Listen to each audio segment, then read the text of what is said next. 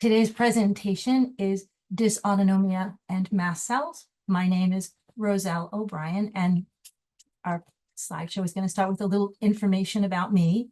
I'm a psychotherapist. I'm a clinical mental health counselor, and I'm a teacher, and I'm a licensed nurse, and I'm a coach, and I am a mast cell specialist. I've worked for a bunch of years with people who have mast cell activation issues and disorders. I also have MCAS, so it's another layer of understanding what this is all about for so many people.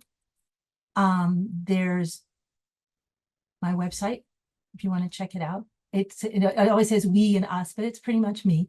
So, and we're going to start. The roadmap is how we're going forward, just to give you kind of like what to expect, what the sections are. So we're first going to talk about mast cells in general, and then about connective tissue, which is more information about mast cells and how it all fits in our bodies. And we're going to then look at the nervous system, and particularly the autonomic nervous system, and then about dysautonomia, what it's about, what it all means, and how mast cells fit in with that, and specific disorders that fall under that category, and also strategies and supports for our health and what we can do to try and stay as well as we can be in any moment in time in our days. So I liked this little quote. If you've been to other presentations, I like Thich Nhat Hanh a lot. And I thought this was kind of a fitting place to start. There is a biologist named Lewis Thomas whose work I appreciate very much. He describes how our human bodies are shared, rented, and occupied by countless other tiny organisms without whom we couldn't move a muscle, drum a finger, or think a thought. Our body is a community. There are, he says, no solitary beings. The whole planet is one giant living, breathing cell with all its working parts linked in symbiosis. And this is really kind of connecting. This whole presentation is very much the holistic viewpoint that we are not separate compartments in ourselves. What happens in one area of our body affects all of our cells, all of our body, and how important that is as a place to start when we think about strategies and ways to support our health and being like at the best level of health and wellness that we can reach at any moment in time, and whatever that looks like for each one of us. So mast cells, they're everywhere. And this is a kind of a little quick run through. They are a type of white blood cell. They're found in the connective tissue throughout the whole body. They're in every organ system, including your brain. They're part of the body's immune response and part of our body's inflammatory response. And they are the body's first responders to perceived threats and dangers. They are the body's first line of defense against viruses, bacteria, foreign substances. It's our immune response. Anything that the body thinks danger, danger, danger, the first cells that get out there to see what's up, to communicate with the rest of our body, are our mast cells. They also help protect our body against things like bacteria and viruses. They help to regulate our blood pressure. They help with wound healing. And there's so much. It's almost like there's not a single area of our body and health that mast cells aren't at some level involved in and or crucial to. It's very important where it says mast cells, you hear it a lot. Mast cells, they're in the connective tissue. They're in the connective tissue. And we think we know connective tissue. Yeah, the word connect, connective tissues that connect. But when you think about what it is, our whole body is held together by connective tissue. It's the structural support. It's around all of our cells, all of our skin, our muscles, our tendons, everything. The sac around our heart that holds it in place, that's all connective tissue. It's everywhere. And mast cells are everywhere. And cells are always in communication with each other, sending information back and forth. There are some cells that are only good at noticing something, and then they give the information to other cells, and those second cells, they go and they do things about it. Mast cells do both. They get the information and they also do something about the information that they get. So they're very, very busy. The other parts, the extracellular matrix, this is a little more information about how things are set up inside the connective tissue. Connective tissue connects, supports, and helps. It supports the body's organs and structures. It provides a framework that holds the body's parts together. It protects our body. It plays a role in immune system things. It transports nutrients and wastes, stores fat, repairs damaged tissue. There's a whole lot. So when you think about it, and think about this throughout this, and as you, that mast cells are involved in every layer of us kind of being alive. There's two basic types of connective tissue, specialized and connective tissue proper. And this is a lot of information. You will be, a PDF of the slides will be emailed to you and shared with you after, so you don't have to sit there and I have to write this all down and memorize it. No, you don't. It'll all be there. But so it's just having this information, looking at it and going, it's holding all your organs together. It's holding your skin in place. It's making your muscles work and holding them all. So when you think about mast cell reactions that you may have, where your muscles hurt, or you have headaches, or you have weakness, and you think about it, these are the areas of connection and the connective tissue that are being affected. And it makes a little bit of sense to understand, well, the mast cells there are reacting to in response to something, and it is systemic. So, and there's more, you like visuals, there's what some of the different types of connective tissue looks like. And there's a lot. It's in tendons, in the muscles, it's in our nerves. It's a part of the connective tissue, is part of our blood supply, it's part of everything. And mast cells are found in the connective tissue throughout the body in virtually every organ and every organ system. And the mediators that mast cells pump out into our bodies when a mast cell has been activated and it starts to degranulate it, those histamine, heparin, proteases, all the different kinds of things, they each do, the mediators cause different areas of reactivity to happen. And so we feel it in different places depending on what our body is reacting to. More images just to see, it's like a little snippet, a little block of, at the cellular level, that they're all there in the connective tissue. So mast cells and their mediators are important. With this one, there's information here about it's the difference between what chemicals and mediators. And basically, right at the bottom where it says chemicals, their molecules, the important part is that chemicals can be, it's all the substances in your body that are involved in us being alive and our bodies functioning. Mediators can be chemicals or other substances. So not all mediators are chemicals, and not all chemicals are mediators. That's just a little, I was hoping it would clarify just the terminology a little bit, because sometimes you'll hear things like histamine is used and spoken about as a mediator, but then it's also spoken about when it's being used for a different activity and a different communication where it's not chemically. So those are subtle things. It's just that the important part is it's all chemicals, but they're not all mediators or chemicals. But don't worry about that too much. Understanding mast cell activation is important. And this is it basically in 4 steps. Mast cells have encountered a perceived threat or a possible danger. They're sensitized and then bang, they're activated. And that perceived threat, it can be a chemical that you react to. It can be an environment. It can be intense emotions. It can be temperatures like hot or cold, all stress. These are all a perceived threat to the mast cells. And when they step 2, they degranulate, that just means they crumble. And step 3 are the mediators. When those mast cells are crumbling, when they're degranulating, they pump out hundreds and hundreds and hundreds of mediators, of chemical mediators into the body, and they just flood our system. Histamine is a big culprit, and we're much more familiar with that. We hear a lot more about it in bringing on particular reactions. And when those mast cells hit our system, there are receptors, there are doorways, and each one is specific to that chemical mediator. So there's like a histamine doorway that only histamine will go through.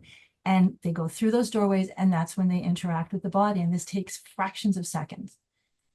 And I shared here, these are some different mediators and what happens when they interact with our body. So when histamine interacts with our body, we get skin symptoms, hives, flushing, swelling, itching.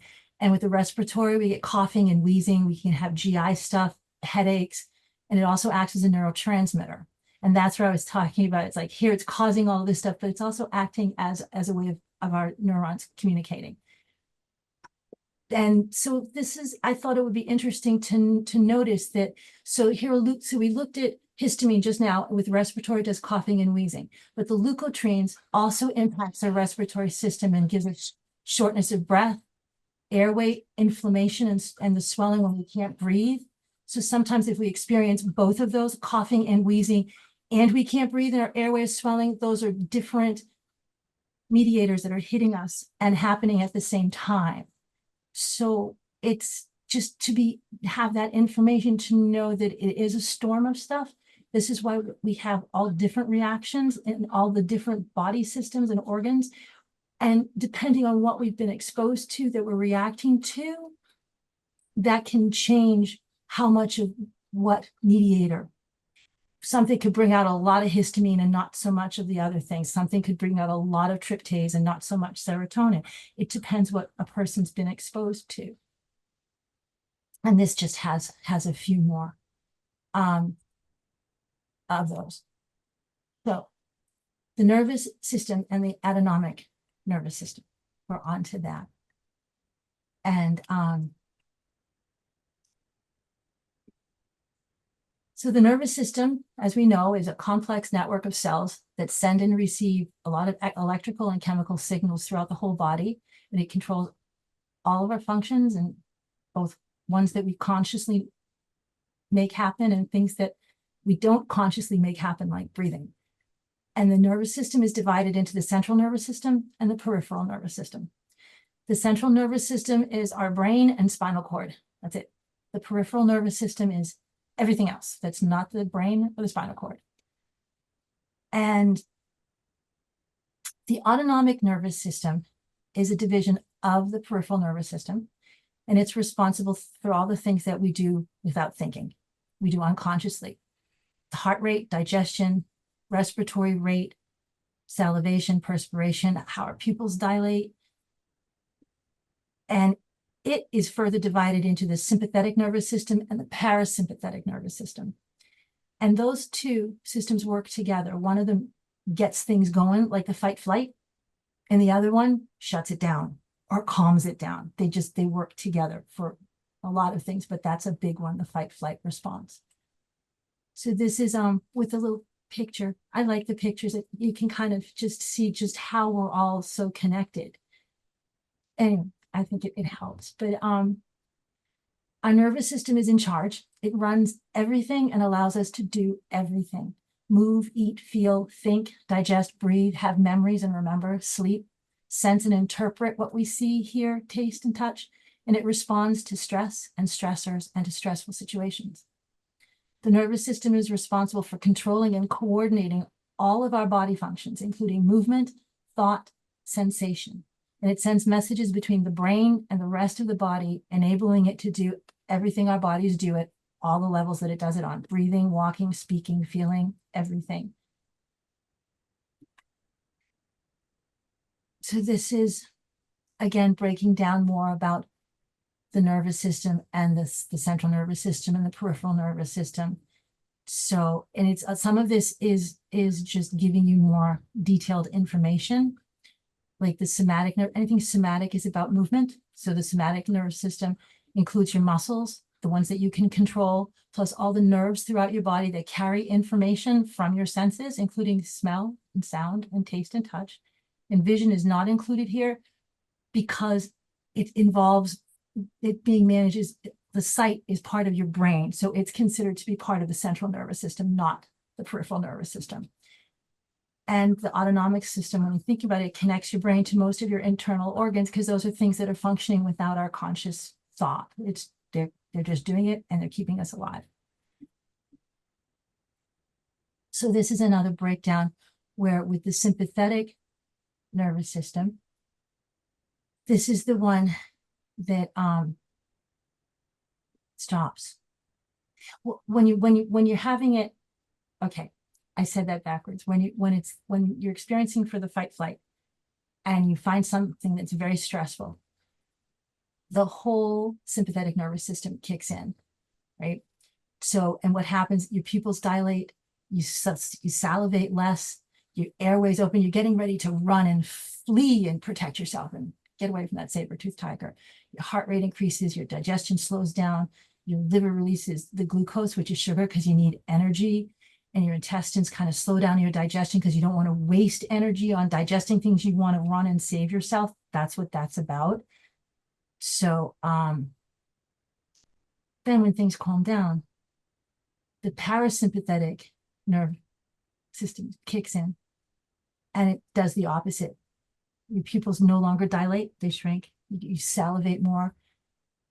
Your airways get smaller because you don't need to have extra oxygen to run. Your heart rate slows down. Your stomach, you start to digest again. It does the opposite, or else it brings it down if it doesn't completely shut it off.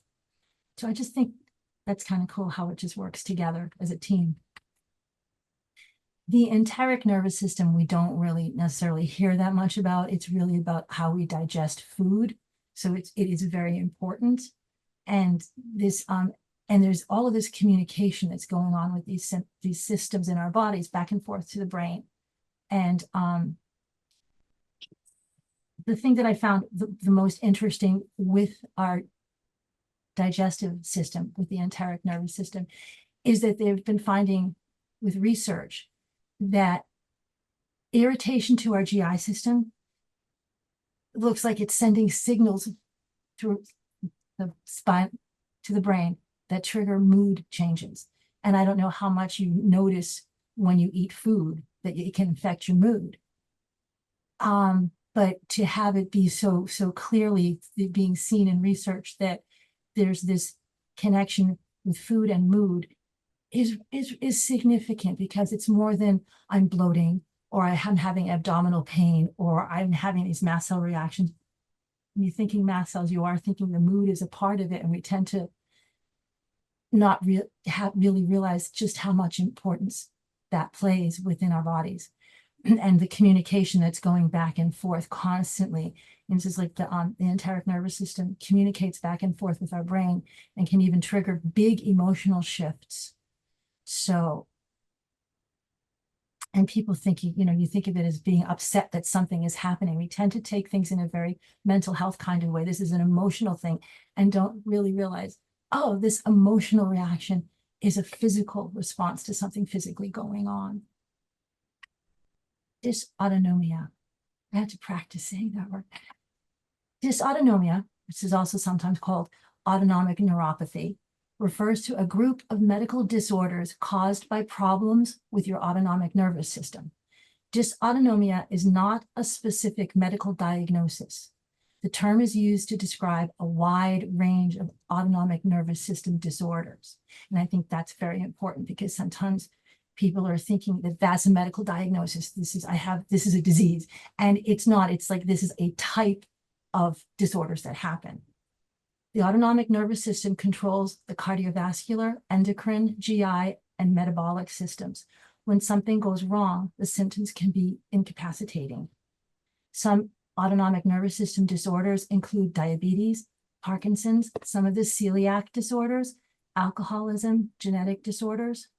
These are often thought of as additional or underlying conditions, but that again goes to the part that dysautonomia is not of and by itself. It is a medical diagnosis, the way that Parkinson's is a medical diagnosis. So, and many types of autonomic nervous system disorders are chronic and progressive, and sometimes they can be fatal. But there's a broad range of disorders and diseases that come under that umbrella of dysautonomia. And here are some of them. disorders of and/or that are associated with the autonomic nervous system, which is what dysautonomia is, include Holmes 80 syndrome, multiple system atrophy, Horner syndrome, neurocardiogenic syncope, which is a lot of syncope is fainting, a sudden loss of consciousness, and just this drop in blood pressure and heart rate, and POTS and Parkinson's disease. And these are only some, because if you start looking at just Googling, you know, autonomic nervous system disorders, they're anything where the autonomic nervous system isn't working properly falls under that category.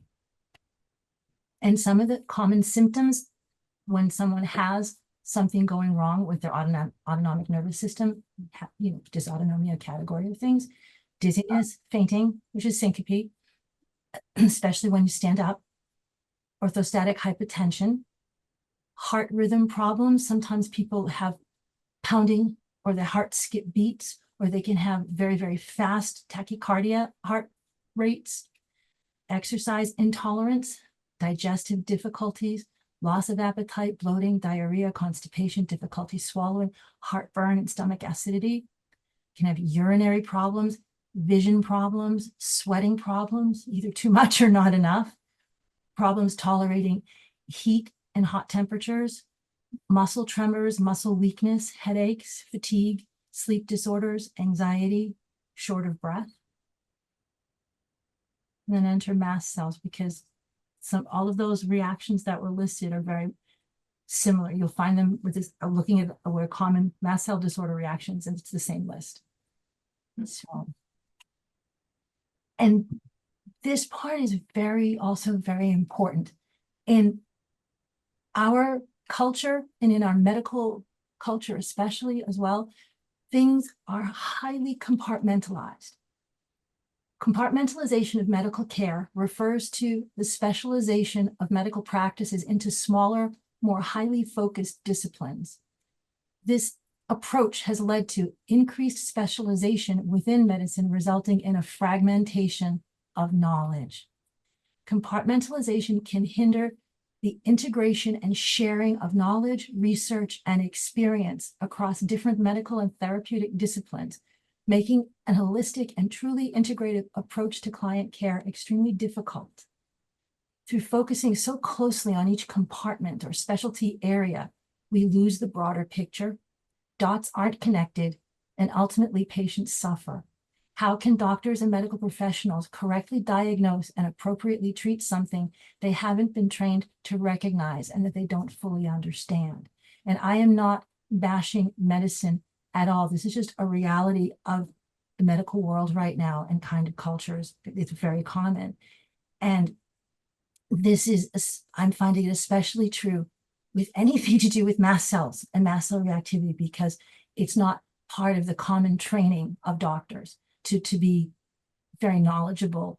It's again, the compartment of the specialty area of allergy. And within that, it's its own little box.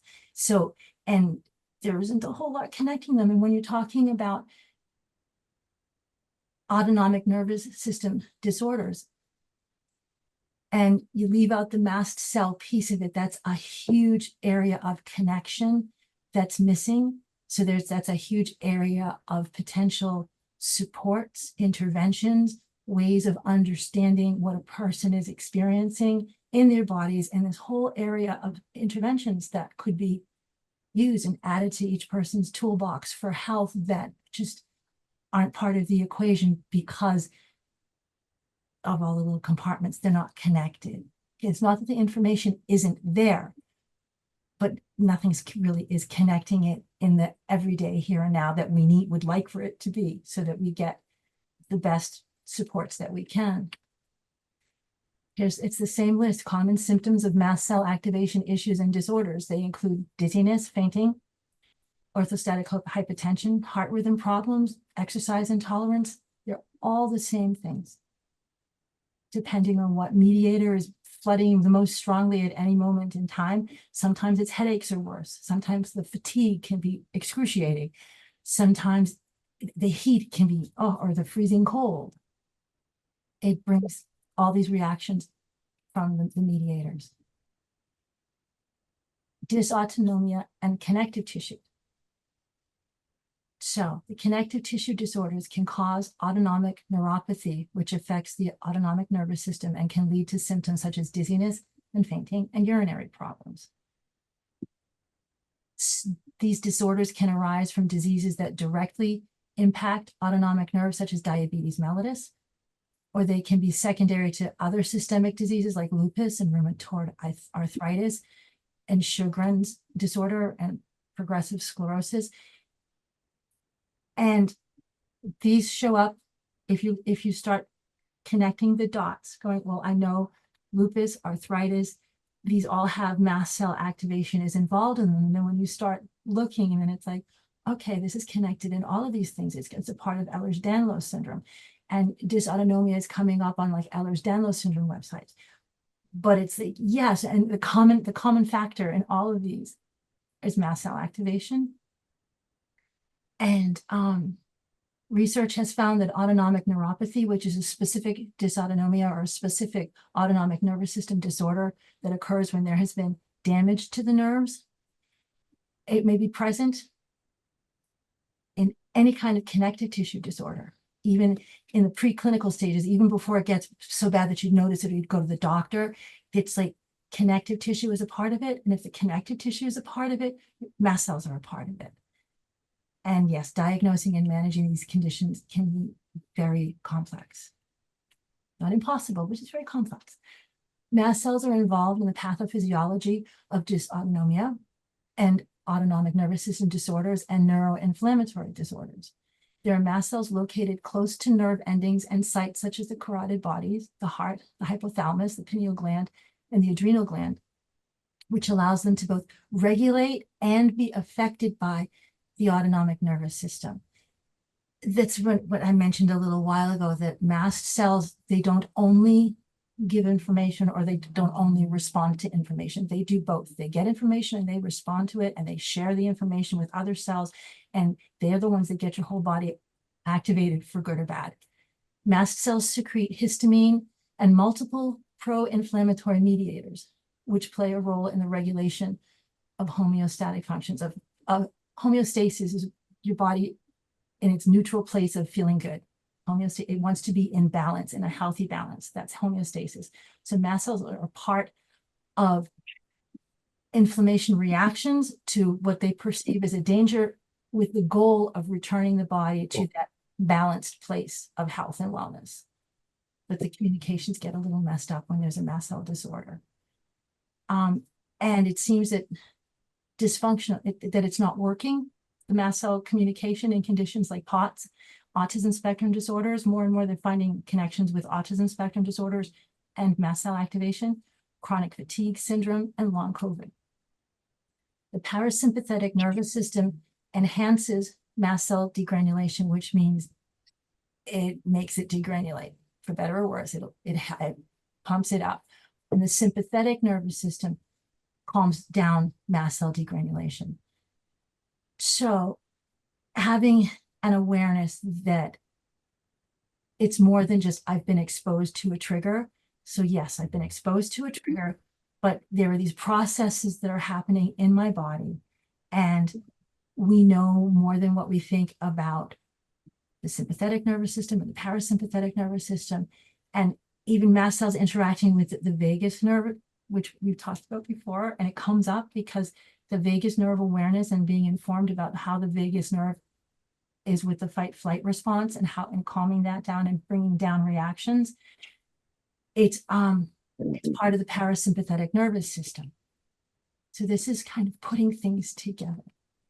Mast cell activation can contribute to the symptoms of dysautonomia disorders, including brain fog, cognitive dysfunction, fatigue, the chronic fatigue, the mood disorders, anxiety, sensory sensitivities, migraines, pain. A large number of mast cell activation disorder patients carry concurrent diagnoses of conditions associated with dysfunction of the autonomic nervous system. And a piece of that is, again, there's so many times it's in those separate boxes. here's the little box of Ehlers-Danlos syndrome, here's the box of MCAS, here's the box of this. And I'm just encouraging that we go into, okay, these are all connected. Let's take them out of the separate boxes and put them in one big box and go, how can we help with all of it to feel better?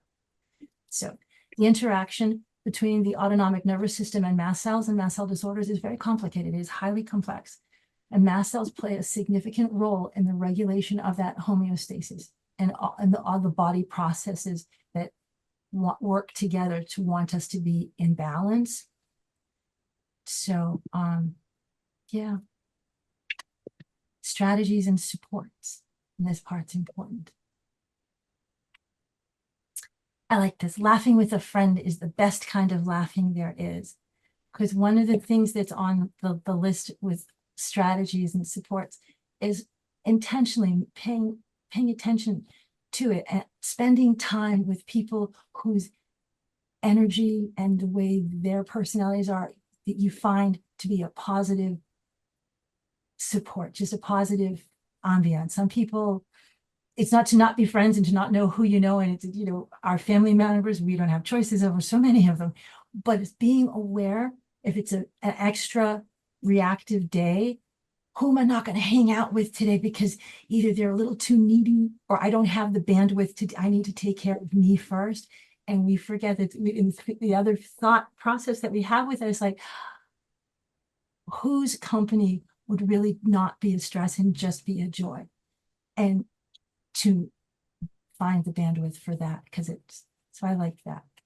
Anyway, strategies that support autonomic nervous system health include stress management, which we know, if only we could find a way to completely avoid stress in our lives, oh my goodness, that would be terrific. But no. So some of the strategies are familiar: movement, exercise, dancing, napping, reading, the things that not just bring us calm, but things that we enjoy. Because if we spend a little time doing something just because we want to do it and because we like it, it's doing the opposite of draining our internal battery. It's kind of giving it a little charge, which we need. And that's a part of managing stress, because stress isn't going to disappear. So it ends up how we are and are not going to internalize what's happening in our lives, the meaning that we give to it, what we do and don't prioritize. And typically we never put ourselves first. We're always prioritizing the people that matter in our lives. So if we can prioritize to start with our own health first, then we'll be better able to manage the stress and everything else. Parasympathetic nervous system, to have a diet that includes probiotics. Probiotics it's become very mainstream thinking about it, but looking at food as medicine is a big help. And I know with mast cell activation issues, sometimes what a person can eat is very, very limited. But as we work on little by little being able to tolerate different foods or more foods, having an awareness of what the food choices there are and making food choices that are mast cell stabilizers, and also what are things that support our nervous system health. So some of them are kind of, we know, like don't have too much caffeine, the stimulants, caffeine and sugar, it's not good. But also having enough hydrated fluids. And we know sometimes we don't realize that it's like, okay, if we don't have enough fluids, we're not maintaining specifically our blood volume, and then it messes up our nervous system. So just sometimes having the information why we're doing it a particular way can be helpful. It's like, why do I have to do it like this? It's like, well, because this is why I'm going to drink this water, so that it won't bring on these reactions. It won't mess up my nervous system. Additionally, sleep is so important. And I know that sleep can often be such a difficult task when it's in the midst of reactions happening and things going on. Sleep can be quite elusive. Sometimes if you think about it in terms of circadian clocks and circadian rhythms, it isn't so much I have to sleep 6 hours, but it's more that we do things regularly and predictably. So if it doesn't mean you have to go to bed at 9 o'clock at night, you have to wake up at a certain time. It isn't like that, like a clock like that, but it's more that if you eat regularly and exercise regularly and that you sleep regularly, or you go and lie down and rest, whether you fall asleep or not, that doesn't happen. But if you still do it in the same kind of predictable pattern, it helps to not intensify mast cell reactions. And this one I thought was interesting. Posture and positioning, the way you position yourself when you sleep can impact your autonomic nervous system. Lying down can increase activities, the ones that calm things down. And also what side you lie down on. I've also seen that if you lie down on your right side more, it takes some of the pressure, the weight of your body off of your heart and your left side, which eases your nervous system as well. And things that help to regulate the nervous system: deep breathing exercises, yoga, meditation, mindfulness, spending time with calm and supportive people, eating a balanced diet, foods rich in omega-3s, vitamin B6 and B12, folate, and always check with your doctor before taking vitamins and going on a particular, however you need to be, just to make sure that your choices are in step with your physical health, and staying as physically active as possible. And I know that's different for different people. They have different reactivity to physical activity. It's always doing things, not pushing mast cell reactions, just as the best that you're able to in any given moment is right. And even if that day it's not doing a whole heck of a lot, then that's what's right for that day, and not being critical of yourself, because that adds a stress. And just going, okay, well, this is what I'm up to today, because it's about being the healthiest version of ourselves that we can be in any given moment, whatever that may look like. And it's changing, and it does change, because change is a part of mast cell disorders as well. As things it's not always the same from moment to moment, from hour to hour, or from day to day. Regular aerobic exercise, if you're able to, walking, running, it helps with your heart, improves the blood flow to the brain, stimulates all of our neurons to develop. And it's just the aerobic part of it is really good, and supporting neuron growth and our the nerve endings working and communicating more efficiently. And also the moderate, where it says moderate sun exposure. And that's hard in the winters when it's so gray, and we need the vitamin D, and we only get it from the sun. And seasonal depression is real. Depression that is a reaction to having a mast cell reaction is real. And sometimes in the weather doesn't help. Many times when it's like days with no sunshine, you can they have them on Amazon, they have them in like the do-it-yourself, the Home Depot stores, getting lamps or light bulbs themselves and putting them in your lamps that are full spectrum. So they're copying the spectrum for natural sunlight, and spending time literally sitting in front of them. Some people it's like on medium for 20 minutes every day, and it can make a big difference. It doesn't suddenly mean you're not going to feel depression or feel stressed, but it can help ease it, because our bodies do miss that when we don't get enough sunshine. And sometimes it's hard to be outside when outside is toxic. I'm going to go out there and poison myself? I don't think so. But you still need it. And these are all tools for your toolbox. And each person's toolbox, it's highly individualized, because what works for me may not work for you. But whatever it does that does work for you, use them all. Don't wait till you feel bad. Use them every day to support your health.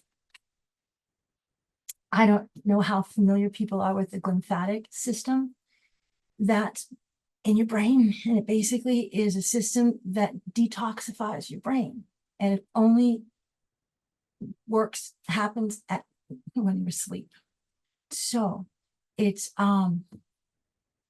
very interesting that's a part of, they've been doing research and with Alzheimer's disease and Parkinson's and Huntington's, and these are things, especially with the Alzheimer's disease, where they're looking at, is it plaque buildup, what's going on in people's brains, and finding that this is a waste removal system. But they're also finding that it helps to spread out glucose, lipids, so it's energies, neurotransmitters, and in non-REM sleep. So, and it pretty much doesn't work while you're awake.